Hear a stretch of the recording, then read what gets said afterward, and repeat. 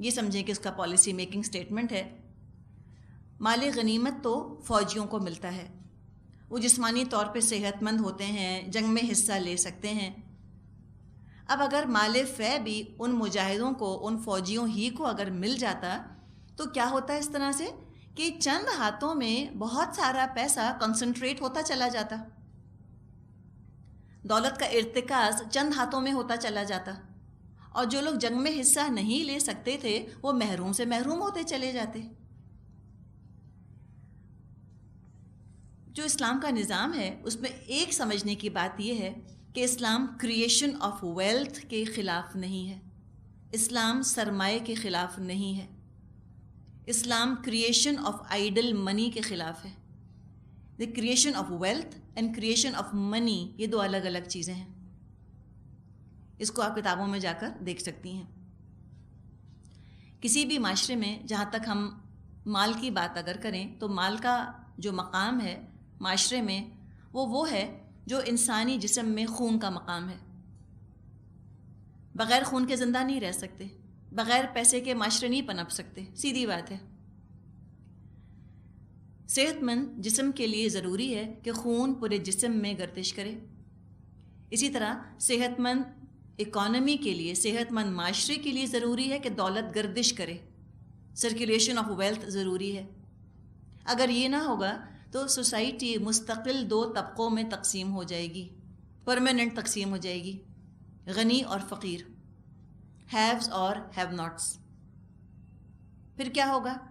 یہ خلیج، یہ گیپ بڑھتا چلا جائے گا، امیر تر ہوتے چلے جائیں گے، غریب تر ہوتے چلے جائیں گے. کہتے ہیں نا کہ پیسہ پیسے کو کھینچتا ہے. آج بھی کہا جاتا ہے کہ فرسٹ ملین بنانا مشکل ہے، اس کے بعد باقی ملینز خود بخود بنتے چلے جاتے ہیں. اسلام یہ نہیں چاہتا کہ اس طرح معاشی تقسیم، معاشی خلیج اتنی گہری، اتنی خطرناک ہو جائے کہ معاشرے کی زندگی خطرے میں پڑ جائے. اسلام کا ہدف، اسلام کا ٹارگٹ یہ ہے کہ دولت چند ہاتھوں میں محدود نہ ہو بلکہ سرکولیشن آف ویلتھ ہو. تو کنسنٹریشن آف ویلتھ نہیں چاہتا اسلام، سرکولیشن آف ویلتھ چاہتا ہے. اب اسلام نے اس کے لیے ایک بڑا ہی زبردست اور بیلنسڈ فائنینشیل سسٹم دے دیا ہے. انسانوں کو اچھا نہیں لگا اسلام کا دیا ہوا سسٹم. انہوں نے کہا کہ ہم اپنی عقل سے خود بنائیں گے. اللہ تعالیٰ نے چیلنج کیا ہے نا کہ اگر تم کو یہ پسند نہیں ہے، ان کنتم فی ریب مما نزلنا علی عبدنا فأتوا بسورۃ من مثلہ. تمہیں شک ہے کہ یہ آیات اللہ نے نازل کی ہیں اپنے بندے پر، تم ایسی صورت بنا کر لے آؤ. وَدُّوا شُهَدَاءَكُم مِّن دُونِ اللَّهِ إِن كُنتُمْ صَادِقِينَ. بلا لو مددگاروں کو اپنے اگر تم سچے ہو. وہی بات یہاں پر ہے کہ اسلام کا فائنینشیل سسٹم پسند نہیں ہے تو آپ بلا لیں اپنے تھنک ٹینکس کو، آپ سسٹم ڈیولپ کر لیں کوئی جو بڑا اچھا ہو. انسانوں نے کہا ہاں ٹھیک ہے ہم بناتے ہیں سسٹم. تو انہوں نے کیا بنایا؟ کمیونزم، اشتراکیت کا نظریہ. اور کمیونزم کے نام پر زبردستی آرٹیفیشلی کوشش کی گئی کہ دولت کو سرکولیٹ کیا جائے معاشرے کے اندر. نتیجہ کیا نکلا کہ لوگوں میں انسینٹو ختم ہو گیا کمانے کا. زبردستی انہوں نے برابر کا تقسیم کرنا چاہا دولت کو نا. انہوں نے کہا کوئی پرسنل اونرشپ نہیں ہو سکتی، ذاتی ملکیت کسی کی نہیں ہو سکتی. کوئی 10,000 اگر کمائے گا تو بھی ڈبل روٹی کھائے گا، کوئی 1,00,000 کمائے گا تو بھی ڈبل روٹی کھائے گا. سب ایک جیسا کھائیں گے، سب ایک جیسا پہنیں گے، سب ایک جیسے مکانوں کے اندر رہیں گے. تو لوگوں نے کہا کہ جب ہمیں ڈبل روٹی ہی کھانی ہے in the end of the day تو پھر ہم کیوں اتنا کمائیں ایکسٹرا. تو انسینٹو ختم ہو گیا نا، اٹ کل دی انسینٹو. مارکیٹ ختم ہو گئی بالکل. کوئی اچھا کام کرے یا بالکل ایوریج کام کرے یا بہترین کام کرے، پیسہ ملنے میں سب برابر. تو پھر اس طرح تو اکانومی چل نہیں سکتی. اور اپنی آنکھوں کے سامنے ہم نے رشیا کا حال دیکھ لیا کہ لوگوں کے پاس کھانے کو نہیں تھا، حالانکہ اتنا بڑا وہ ملک ہے. کمیونزم ایک ایکسٹریم ہوئی، دوسری انتہا پر کیپٹلزم، سرمایہ دارانہ ذہنیت. اس کی بنیاد اس فلسفے پر ہے ہر شخص اپنی دولت کا خود مالک ہے، جہاں چاہے جیسے چاہے دولت کو استعمال کرے، چاہے معاشرے کا سکون برباد ہو، چاہے لوگوں کا اخلاق کردار برباد ہو، تباہ ہو، نسلیں بگڑ جائیں، کوئی پابندی نہیں. چاہو تو کیسینو کھول لو اپنے پیسے سے، چاہو تو شراب خانہ لگا لو، چاہو تو تم براثل بنا لو، چاہو تو تم کوئی پورنوگرافک میگزین چھاپنے لگ جاؤ، تمہارا پیسہ، تمہاری محنت، تمہارا جو جی چاہے کرو، کھلی آزادی کیپٹلزم کے اندر۔ اور ساتھ ہی ساتھ کیپٹلزم جو ہے اس کی تو بنیاد ہے ہی سودی نظام کے اوپر، انٹرسٹ بیسڈ بینکنگ سسٹم پر۔ اب جب یہ کیپٹلزم آیا دنیا میں تو اس سے معاشی اور اخلاقی دو تباہیاں وجود میں آئیں۔ دولت چند ہاتھوں میں سمٹ گئی سودی نظام کی وجہ سے۔ آج دنیا کے 200 انسانوں کے پاس جو دولت ہے وہ دنیا کی 41%، 41% آبادی سے زیادہ ہے۔ 200 people have more wealth than 41% of the world population۔ یہ سود کی وجہ سے ہوا۔ ان دو ایکسٹریمز کے بیچ میں اعتدال کی راہ اسلام سکھاتا ہے۔ اسلام جو ہے وہ آزاد معیشت کو، فری اکانومی کو پروموٹ کرتا ہے، ٹھیک ہے، لاء کے طور پہ، قانون کے طور پہ، سسٹم کے طور پہ۔ لیکن اسلام روکھے روکھے قوانین نہیں بناتا، ڈرائی سسٹمز نہیں بناتا۔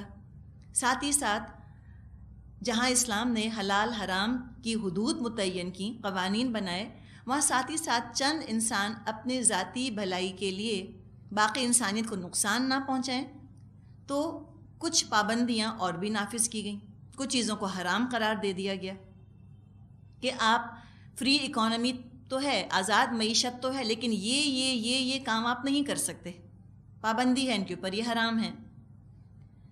آپ سودی کاروبار نہیں کر سکتے، آپ براثل نہیں کھول سکتے، شراب خانہ نہیں کھول سکتے، آپ جوئے کا اڈا نہیں بنا سکتے، کیسینوز کہا جاتا ہے جن کو، یہ کام نہیں کیے جا سکتے۔ آپ پورنوگرافک لٹریچر کو نہیں پروموٹ کر سکتے، نہیں چھاپ سکتے، ان چیزوں پر پابندی ہے۔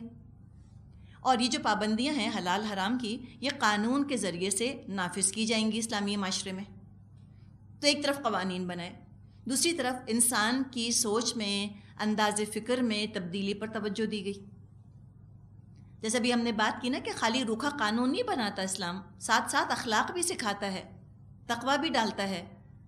انسان کی سوچ اور انداز فکر میں تبدیلی لائی گئی کہ مال کی محبت کم ہو اور اعلیٰ صلاحیتیں نکھریں، اور انسان کے اندر احسان کرنے کا جذبہ پیدا ہو، نرم دلی ہو، ہمدردی ہو، رافت پیدا ہو دلوں میں، ایثار اور قربانی کے جذبات پروان چڑھیں۔ اس لیے کہ جب تک یہ فیلنگز نہیں ہوں گی معاشرے کے اندر، معاشرہ نہیں چل سکتا ڈرائی قوانین کے اوپر۔ جب تک دلوں کے اندر نرمی نہیں ہوگی، بے غرضی نہیں ہوگی، دوسروں کا خیال کرنے کا جذبہ نہ ہوگا، آپ دیکھیں چھوٹا سا گھر کا یونٹ بھی نہیں چل سکتا، سب خود غرض اگر ہو جائیں تو ملک کیسے چلیں گے؟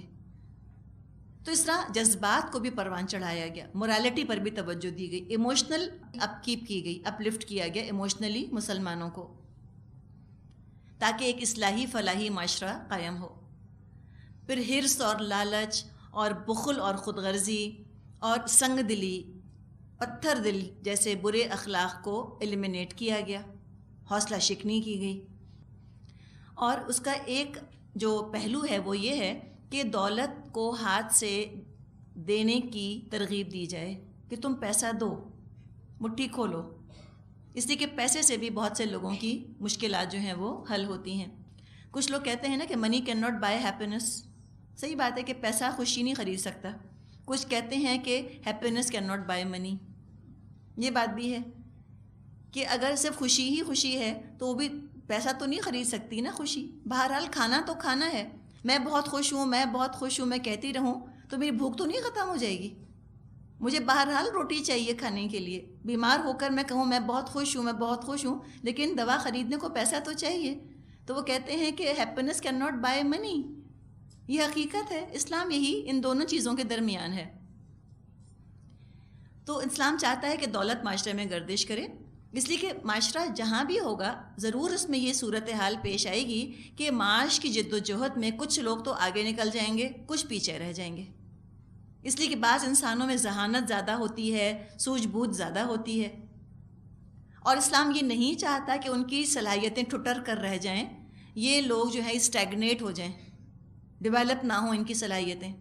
تو اسلام نے پوری آزادی ان کو دی ہے، اور بس پلینگ فیلڈ کی حدیں مقرر کر دی ہیں کہ اس کے اندر رہتے رہتے تم کماؤ، تم اگر 50 لاکھ کما سکتے ہو کماؤ، تم 100 کروڑ کمانے کی صلاحیت رکھتے ہو، استعمال کرو صلاحیت کو، کماؤ تم 100 کروڑ، لگاؤ تم 4 ملیں، کوئی پابندی نہیں۔ سرمایہ دار ہونا اسلام میں کوئی گالی نہیں۔ اسلام نے نہیں کہا کہ غریبوں کا خون چوس کے یہ امیر ہو گئے، غلط بات، سب فلمی باتیں۔ صلاحیت تھی، ذہانت تھی، اپرچونٹی کو انہوں نے اویل کیا، ٹھیک ہے کماؤ، کوئی حرج نہیں، بن جاؤ تم بلینئر، اسلام تو مائنڈ نہیں کرتا، زکوٰۃ دو بس۔ اور ساتھ ہی ساتھ ایسا جو نظام بنایا، نظام میں یہ ہوا کہ سرمایہ کا بہاؤ معاشرے کے سب طبقات میں گھومتا رہے، ویلتھ جنریٹ ہو رہی ہے، جنریٹ ہونے کے بعد پھیل بھی رہی ہے۔ اب اس کا جو نظام اسلام نے دیا اس میں ایک تو ہے زکوٰۃ، کہ امیروں سے لی جائے گی، غریبوں کو دی جائے گی، اس کے لیے نصاب فکس کر دیا، کچھ ریسیپینٹس ہوں گے، کچھ ڈونرز ہوں گے، ٹھیک ہے نا، زکوٰۃ میں تو اس میں ویلتھ سرکولیٹ کر رہی ہے۔ پھر قانون وراثت اسلام نے بنایا، انہیریٹنس۔ زمانے جاہلیت میں سارا مال بڑے بیٹے کو مل جاتا تھا، باقی کسی کا کوئی حصہ نہ ہوتا تھا۔ اسلام نے میراث کا قانون بنایا، بڑی بڑی ہولڈنگز کی ہیبت نہ رہے، توڑو اور کاٹو اور تقسیم کرو تاکہ وسیع دائرے میں دولت پھیلتی چلی جائے۔ جنگوں کے نتیجے میں ہاتھ آنے والا مال، مال غنیمت، اس کو بھی ڈیوائیڈ کر دیا معاشرے کے اندر۔ پھر مال فے جس کا ذکر ہم یہاں پڑھ رہے ہیں، اس کو بھی معاشرے میں ہیو ناٹس میں تقسیم کیا گیا، ان کا بھی حصہ رکھا گیا۔ پھر نفل کے درجے میں بہت ترغیب دی گئی ہے کہ تم صدقہ کرو، تم خیرات کرو، جو کچھ اللہ نے دیا ہے اس میں سے تم خرچ کرو۔ بہت سے گناہوں کا کفارہ غریبوں کو کھانا کھلانا ہے۔ تب کیا ہوا؟ ان اخلاقی تعلیمات کے نتیجے میں اور ان قانونی تعلیمات کے نتیجے میں اسلامی معاشرے میں خرچ کرنے کی روح سرایت کر گئی، یہ اسپرٹ ان کے اندر پھیل گئی۔ فرائض تو ایک طرف، لوگ کثرت سے صدقہ اور خیرات کیا کرتے تھے، یعنی زکوٰۃ دینا تو ایک طرف، جتنا وہ خیرات اور جتنا وہ صدقہ کیا کرتے تھے شاید وہ زکوٰۃ سے بھی بہت زیادہ تھا۔ عبد الرحمن بن عوف نے ایک مرتبہ 700 اونٹ غلے سے لدے ہوئے صدقہ کر دیے، ایک پیسہ نہیں لیا۔ اس کی وجہ کیا تھی؟ ہمدردی اور رحم، ان جذبات کے تحت صدقہ کیا۔ مدینے میں ایک دفعہ قحط پڑ گیا تھا، مدینے کے تاجر عثمان رضی اللہ عنہ کے پاس آئے اور ان سے غلہ خریدنا چاہا جو انہوں نے شام سے منگوایا تھا، سیریا سے منگوایا تھا۔ عثمان رضی اللہ عنہ بہت پیسے والے صحابی تھے، نہیں مانے۔ جب لوگ ان کو آفر کرتے رہے پیسہ تو وہ کہنے لگے کہ نہیں، مجھ کو تو اس سے زیادہ کی بھی آفر ہے۔ ان کو لوگوں نے 10 درہم کی چیز کے 12 درہم پیش کیے، عثمان نہیں مانے۔ انہوں نے 10 کے 14 آفر کیے، تب بھی نہ مانے کہ نہیں، مجھ کو تو اور زیادہ کی آفر ہے۔ تو لوگوں نے پوچھا کہ بھئی آخر کتنے کی آفر ہے آپ کو ان چیزوں کی؟ انہوں نے کہا کہ ہر درہم کے بدلے 10 درہم مجھ کو ملتے ہیں، کیا تم اس سے زیادہ مجھ کو دے سکتے ہو؟ انہوں نے کہا ہم تو نہیں دے سکتے۔ تو حضرت عثمان نے فرمایا کہ تم تاجر جو یہاں پر موجود ہو، تم گواہ رہنا، میں یہ تمام غلہ مدینہ کے محتاجوں پر صدقہ کرتا ہوں۔ قحط کا زمانہ تھا نا، دام ویسے بھی کہاں چڑھ جاتے ہیں آسمان کے اوپر، منہ مانگے دام چاہتے تو لے سکتے تھے۔ یہ کوئی قانون تو نہیں تھا جو ان کو فورس کرتا، یہ کیا چیز تھی؟ یہ اخلاقی تعلیمات تھیں جس کا یہ اثر ہے۔ ایک اندازے کے مطابق جو کئی سال پہلے لگایا گیا، پاکستان کی سالانہ زکوٰۃ 5 ارب روپے بنتی ہے۔ اگر واقعی لوگ اپنی زکوٰۃ دینے لگیں اور پھر مستحق لوگوں تک پہنچ جائے تو چند سالوں میں معاشی خوشحالی آ سکتی ہے۔ اب کب ہو؟ جب یہ زکوٰۃ حکومت کے پاس جمع ہو، ٹھیک ہے نا، اور حکومت ایماندار ہو، اور پھر وہ انصاف کے ساتھ ایمانداری، دیانتداری، اللہ کو حساب دینے کا خوف دل میں رکھتے ہوئے اس کو تقسیم کریں، غربت رہے گی؟ بتائیے، گاؤں کے ڈیولپ نہ ہو جائیں گے ہمارے؟ آرام سے بہت کچھ ہو سکتا ہے، لیکن کرپشن کے لیے دعا کرنی چاہیے کہ اللہ ہمیں واقعی امانت دار اور ایماندار بنا دے۔ تو اسلام جو نظام معیشت دیتا ہے اس میں امیر اور غریب میں فرق رہتا تو ہے، یہ ہم نہیں کہیں گے کہ امیر غریب سب ایک جیسے ہو جاتے ہیں، یہ نہ کبھی ہوا نہ کبھی ہوگا۔ یہ کہنا کہ سب کا لیونگ سٹینڈرڈ ایک ہو جائے، یہ تو ایسی بات ہے کہ کوئی کہے کہ سب کی شکلیں بالکل ایک جیسی ہو جائیں، سب کے قد بالکل برابر ہو جائیں، یہ تو ہو نہیں سکے گا نا، یہ تقسیم تو رہے گی۔ ہیو اور ہیو ناٹس کی، لیکن کیا ہوگا کہ خطرناک نہیں بنے گی، لیتھل نہیں ہو جائے گی، ڈسٹرکٹیو نہیں ہوگی، کم ہوگا یہ فرق۔ تو یہ جو اسلام کی اصلاحات تھیں، سب کریکشن جو اسلام نے کی، یہ اوور نائٹ تو نہیں ہوا ہوگا نا، سالوں لگے اس کے اندر۔ شروع سے قرآن نے ذہنوں کو ٹرین کیا، انسانوں کی تربیت کی، قانون کا احترام کرنا سکھایا۔ یہ اسلام کی شان ہے، رسپیکٹ فار اتھارٹی، اور اتھارٹی کو ڈیفائی کرنا انتہائی ناپسندیدہ سمجھا جاتا ہے اسلام میں۔ لیکن اللہ جانے مسلمانوں کو کیا ہو گیا، ہم قانون توڑنا اپنی شان سمجھتے ہیں۔ حافظ یار احمد فرمایا کرتے تھے کہ زوال پذیر جو قومیں ہوتی ہیں نا، وہ قانون توڑنے میں شان سمجھتی ہیں، اور جو ترقی یافتہ قومیں ہوتی ہیں وہ قانون ماننے میں شان سمجھتی ہیں۔ تو اسلام نے قانون کا احترام سکھایا، اور دوسری طرف اخلاقی تربیت، اطیعوا اللہ و اطیعوا الرسول، اطاعت کرو، فرما برداری کرو، اوبیڈینس اوبیڈینس اوبیڈینس۔ ہر ایک افلاطون نہ بنے، ہر ایک اپنے کو عقل کل نہ سمجھے۔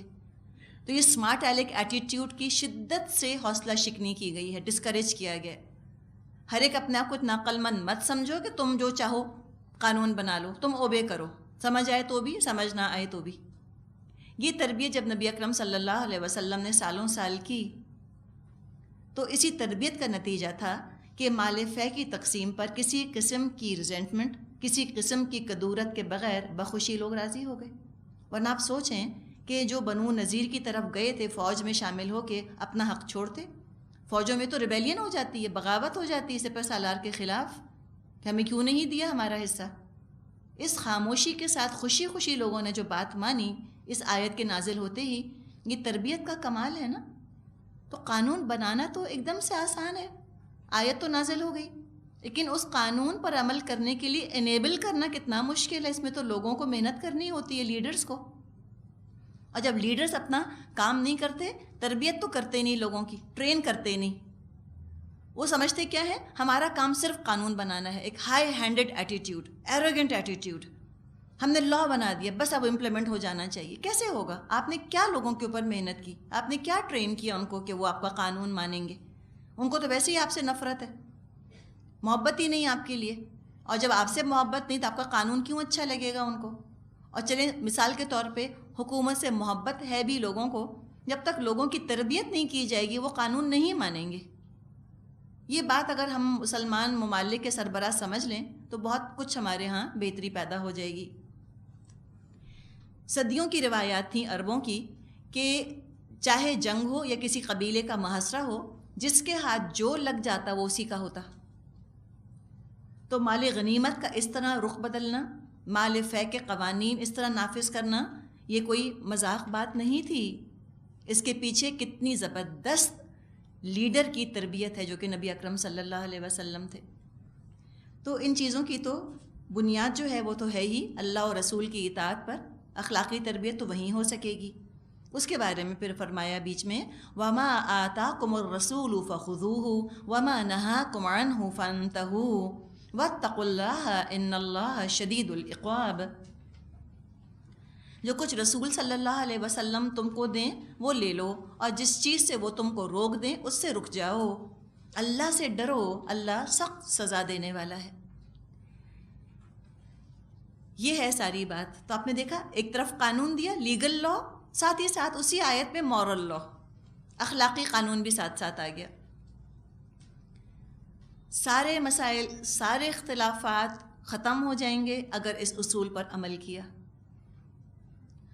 سارے مسائل، سارے اختلافات اٹھ کھڑے ہوں گے اگر اس اصول پر عمل کرنے میں کمی آئی جو یہاں دیا گیا ہے۔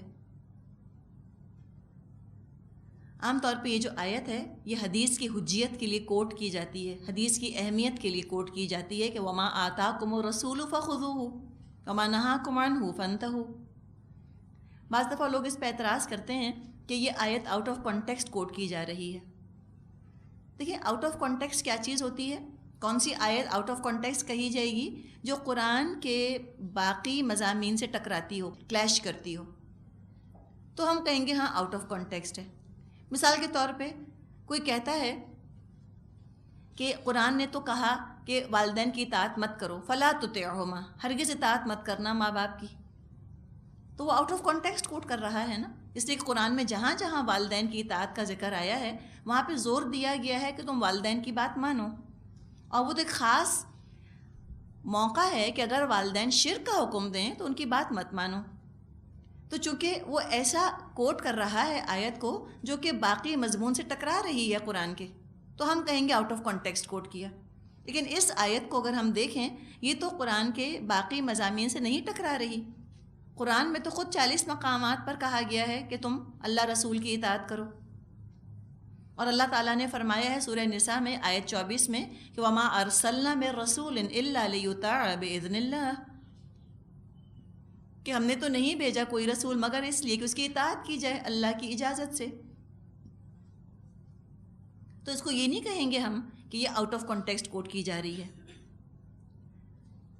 شریعت کا یوں سمجھیں کہ یہ ایک پالیسی میکنگ سٹیٹمنٹ ہے, یہ بھی ایک سٹیٹمنٹ ہے کہ تم بات مانو اللہ کے رسول کی اور اللہ کا تقوی اختیار کرو. ایک واقعہ آتا ہے, عبداللہ بن مسعود رضی اللہ عنہ نے ایک شخص کو احرام کی حالت میں سلے ہوئے کپڑے پہنے ہوئے دیکھا. حکم دیا یہ کپڑے اتار دو. اس شخص نے کہا آپ اس کے متعلق مجھے قرآن کی کوئی آیت بتائیے جس میں کہ سلے ہوئے کپڑوں کی ممانعت ہو, کہ آپ سلا ہوا کپڑا نہیں پہن سکتے حالت احرام میں. ابن مسعود نے فرمایا ہاں آؤ میں تم کو آیت بتاتا ہوں. تو یہ آیت پڑھی انہوں نے, وَمَا آتَاكُمُ الرَّسُولُ فَخُذُوهُ وَمَا نَهَاكُمْ عَنْهُ فَانْتَهُوا. تو یہ حجیت حدیث ہے کہ حدیث جو ہے وہ حجت ہے.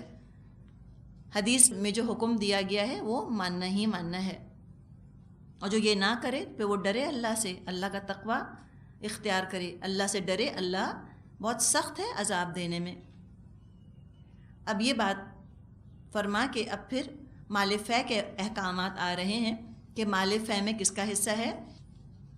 للفقراء المہاجرین الذین اخرجوا من دیارہم واموالہم یبتغون فضلا من اللہ ورضوانا وینصرون اللہ ورسولہ اولئک هم الصادقون. نیز وہ مال ان غریب مہاجروں کے لیے ہے جو اپنے گھروں اور جائیدادوں سے نکال باہر کیے گئے ہیں. یہ لوگ اللہ کا فضل اور اس کی خوشنودی چاہتے ہیں اور اللہ اور اس کے رسول کی حمایت پر کمر بستہ رہتے ہیں. یہی سچے لوگ ہیں. کہ مال فے کے حقدار خصوصیت کے ساتھ مہاجرین ہیں جو مکے میں اپنا سب کچھ چھوڑ آئے. وہاں بہت پیسے والے تھے مگر مدینہ آئے تو اس حال میں کہ بالکل خالی ہاتھ تن کے کپڑوں سے نکل آئے. اور اس لیے وہ اپنا گھر بار چھوڑ کر نکلے تاکہ دین پر عمل کر سکیں, اللہ کا فضل حاصل کر سکیں, اللہ کی رضا, آخرت میں جنت ان کو مل جائے, دنیا میں اپنے دین پر آرام سے بغیر دھمکیوں کے اور خطروں کے عمل کر سکیں. تو اپنا یہ ہدف حاصل کرنے کے لیے انہوں نے ہر طرح کی قربانی دی, ہر طرح سے اپنا خلوص ثابت کر دیا, اللہ کا قرب حاصل کرنے کی کوشش کی, اپنے قول سے اپنے کردار سے ثابت کر دیا کہ وہ سچے ہیں. اللہ رسول سے جو عہد کیا تھا وہ نبھایا. تو فرمایا یہ سچے لوگ ہیں تو ان کو بھی حصہ ملے گا مال فے میں سے. تو یہاں تک ذکر آیا مہاجروں کا. اب انصار کا ذکر آ رہا ہے. والذین تبوأوا الدار والایمان من قبلہم یحبون من ہاجر الیہم ولا یجدون فی صدورہم حاجۃ مما اوتوا ویؤثرون علی انفسہم ولو کان بہم خصاصہ. اور وہ ان لوگوں کے لیے بھی ہے جو ان مہاجرین کی آمد سے پہلے ہی ایمان لا کر دارالہجرت میں مقیم تھے. یہ ان لوگوں سے محبت کرتے ہیں جو ہجرت کر کے ان کے پاس آئے ہیں, اور جو کچھ بھی ان کو دے دیا جائے اس کی کوئی حاجت تک اپنے دلوں میں محسوس نہیں کرتے, اور اپنی ذات پر دوسروں کو ترجیح دیتے ہیں خواہ اپنی جگہ خود محتاج ہوں. یہ انصار کا ذکر آ رہا ہے اور بہت زبردست تعریف اور مدح ہے جو کہ انصار کی جا رہی ہے. تو انصار کی خصوصیات بیان کی گئیں کہ مسلمانوں کے مکہ سے ہجرت کرنے سے پہلے ہی ان انصار کے گھر اور ان انصار کے دل اپنے مسلمان بھائیوں کے لیے کھلے ہوئے تھے. یہ ایمان کے رشتے میں مضبوط جڑے ہوئے تھے, خون کے رشتوں سے بھی زیادہ اوپر ایمان کا رشتہ تھا. اور جب مہاجر ہجرت کر کے لٹے پٹے اس طرح مدینہ آئے تو ان انصار نے کوئی گھٹن، کوئی جلن، کوئی غصہ اپنے دل میں محسوس نہیں کیا. منہ سے کہنا تو بڑی بات، ان کے جذبات میں بھی کوئی نگیٹو چیز، منفی چیز نہ آئی کہ یہ آ گئے ہیں ہماری معیشت پر بوجھ بن جائیں گے، ایسی کوئی فیلنگز نہ آئیں. اور حقیقت ہے کہ یہ جذبات خود معجزہ ہیں، ورنہ قومیں امیگرنٹس کو برداشت نہیں کرتیں. تاریخ ہمیں یہی بتاتی ہے. یہ تو ایک غیر معمولی صورتحال تھی. اللہ تعالیٰ نے اس کو خاص اپنی رحمت قرار دیا ہے. سورہ انفال آیت 23 میں فرمایا ہے وَأَلَّفَ بَيْنَ قُلُوبِهِمْ، اور اللہ نے الفت ڈال دی ان کے دلوں کے درمیان. لَوْ أَنفَقْتَ مَا فِي الْأَرْضِ جَمِيعًا مَا أَلَّفْتَ بَيْنَ قُلُوبِهِمْ. اور اے نبی صلی اللہ علیہ وسلم، آپ ساری دنیا کی دولت بھی خرچ کر ڈالتے تو آپ ان کے دلوں میں الفت پیدا نہیں کر سکتے تھے. وَلَكِنَّ اللَّهَ أَلَّفَ بَيْنَهُمْ، بلکہ اللہ نے الفت پیدا کر دی. اللہ کا بڑا فضل ہوتا ہے، ایک ملک کے رہنے والے آپس میں ایک دوسرے سے محبت کریں اور ایثار اور قربانی سے کام لیں. اور اگر دلوں میں گنجائش نہ ہو تو ساری دنیا کی دولت بھی خرچ کر کے اس کو خریدا نہیں جا سکتا. بنو نذیر کے مال کی جب تقسیم کا وقت آیا تو نبی اکرم صلی اللہ علیہ وسلم نے انصاریوں کو 2 آپشنز دیے. ایک آپشن یہ دیا کہ جو انصار نے اپنا مال مہاجروں کو دیا تھا ہجرت کے وقت، وہ مال مہاجر واپس کر دیں، جائیدادیں وغیرہ واپس کر دیں، اور مال فے کا یہ مال مہاجرین کو دے دیا جائے. ٹھیک ہے، ایک یہ آپشن آپ نے رکھا. دوسرا آپ نے آپشن یہ دیا کہ جو مہاجرین کو دے دیا ہے انصار نے وہ تو دے دیا، وہ ان کے پاس ہی رہنے دیا جائے، اور مال فے کے اس مال میں سب شریک ہو جائیں، انصار کو بھی دیا جائے، مہاجرین کو بھی دیا جائے. یہ سن کر مدینے کے 2 بڑے سردار سعد بن عبادہ اور سعد بن معاذ رضی اللہ عنہم کھڑے ہوئے اور عرض کیا یہ سب اموال بھی مہاجرین میں تقسیم فرما دیجئے، اور پھر وہ حصہ بھی ان کے پاس رہنے دیجئے جو ہم ان کو دے چکے ہیں. اتنے جنرس تھے نا، اتنے سخی تھے انصار. اور آپ دیکھیں خاندان میں بھی اگر ایک بھی انسان سخی ہوتا ہے نا، اس سے بڑا ہی خاندان کا ماحول اچھا ہو جاتا ہے. کنجوس ہوتے ہیں نا خاندانوں کے اندر، چھپا چھپا کے اپنا رکھتے ہیں جب مال، تو گھروں کے اندر بھی بڑا فساد مچتا ہے. جیسے خاندانوں میں کہاوت کہی جاتی ہے نا کہ اپنے بچوں کو کونے میں لے گئے اور چپکے سے چاکلیٹ دے دی کہ بیٹا تم کھا لو. اپنے کمرے کا فریج کھولا، چپکے سے اس کے اندر سے کچھ نکالا اور فریج کے اندر منہ دے کر خود ہی وہیں کچھ کھا لیا، کسی کو پتہ نہ چلے. باہر گئے، اپنے لیے کچھ لا کر چپکے سے چھپا کے رکھ دیا. آپ یہ سوچیں یہ کس قسم کا ماحول ہے گھروں کا نا، کتنا تکلیف دے. تو یہ گھروں کے اندر اتنی اذیت ہوتی ہے، تو ملکوں کا جب یہ حال ہو جائے تو آپ سوچیں اس ملک میں خیر خواہی، خوشگواری کے جذبات کہاں سے آئیں گے. ڈاگ ایٹس ڈاگ ہم نہیں کہتے، ڈاگ ایٹس ڈاگ والی کیفیت پیدا ہو جاتی ہے. میرا میرا میرا، مجھے مل جائے، سب بھوکے مر جائیں، آئی ڈونٹ کیئر، مجھے مل جائے. ایسی خود غرضی جب آ جاتی ہے تو پھر خوشی کہاں رہتی ہے. ہو سکتا ہے پیسہ ہو، خوشی نہیں رہتی. یہ آپ مدینے کا ماحول دیکھیں، کیا خوبصورت ماحول ہوگا. کھلا دل، بے غرضی، ایثار، قربانی، شیئر. آج کل تو کہتے ہیں کہ شیئرنگ از کیئرنگ. ہر چیز کو وہ شیئر کرنے کو تیار تھے. کہا کہ ہمیں تو کچھ بھی نہیں چاہیے، جو دے دیا وہ دے دیا ہم نے، یہ بھی سارا آپ مال فے بھی سب ان کو دے دیجئے. تو انصار کا کتنا اعلیٰ درجہ ہے نا. نبی اکرم صلی اللہ علیہ وسلم کے دل میں بہت ہی محبت تھی انصار کی. تو ایسی محبت ہم دیکھتے ہیں کہ ان کو اللہ اور رسول سے تھی، مسلمانوں کو جیسی محبت آج مسلمانوں کو مال سے ہو گئی ہے. اور جب اللہ رسول سے محبت ہوگی تبھی دوسروں کو انسان ترجیح دے سکے گا اپنے اوپر، کہ خود بھوکا رہ جائے اور دوسروں کو کھانا کھلا دے. نبی اکرم صلی اللہ علیہ وسلم نے ایک انصاری صحابی ابو طلحہ رضی اللہ عنہ کے ساتھ ایک مہمان کو روانہ فرمایا. مہمان کو لے کر وہ گھر آئے. بیوی سے کہا کہ گھر میں کچھ ہے کھانے کو. بیوی نے کہا بس اتنا کھانا ہے کہ بچے کھا لیں، یعنی اتنا بھی نہیں ہے کہ میاں بیوی بھی کھائیں، صرف بچوں کے لیے تھوڑا سا کھانا ہے. تو ابو طلحہ نے فرمایا کہ بچوں کو بہلا پھسلا کر سلا دو. اپنے دل پہ آپ ہاتھ رکھیں، بھوکے بچوں کو بھوکا سلانا. بچوں نے شام کو سینڈوچ بھی کھایا تھا، پھر چپس بھی انہوں نے کھائے تھے، پھر انہوں نے جو ہے وہ ڈرنک بھی پی تھی، اس کے بعد وہ 9 بجے سو گئے. اماں کہتی ہے ہائے بھوکا سو گیا.